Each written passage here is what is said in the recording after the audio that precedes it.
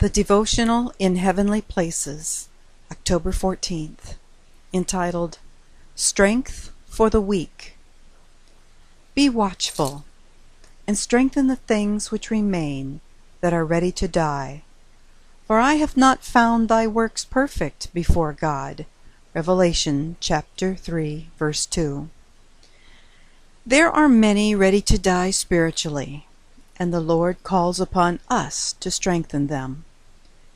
God's people are to be firmly united in the bonds of Christian fellowship, and are to be strengthened in the faith by speaking often to one another about the precious truths entrusted to them. There is spiritual power for all who will seek for it with intensity of purpose. These will become partakers of the divine nature, for they have cooperated with God. Influence will be given them to be increased by a right use. They will be given an enlargement of power proportionate to their desire to do the will of God. Jesus declares that the Father is more willing to give the Holy Spirit to those who ask Him than parents are to give good gifts to their children. The Holy Spirit understands man's every necessity. He will bestow upon the earnest seeker that for which he hungers and thirsts. The blessings that God has to bestow are unlimited. We cannot comprehend their height and depth and breadth. All heaven is at the command of those who, realizing their lack of wisdom, come directly to the source of wisdom.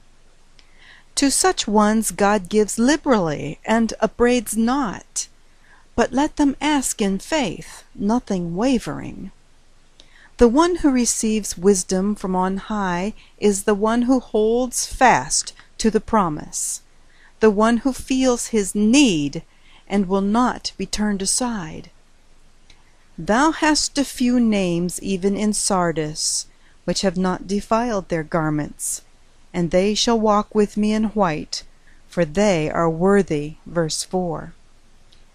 Because of their faith this honor is bestowed on them. In this life they did not boast, nor lift up their souls unto vanity. With intensity of desire, with a pure, holy faith, they grasped the promise of eternal riches. Their one desire was to be like Christ.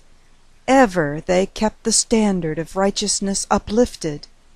To them is given an eternal weight of glory, because on earth they walked with God, keeping themselves unspotted from the world, revealing to their fellow beings the righteousness of Christ.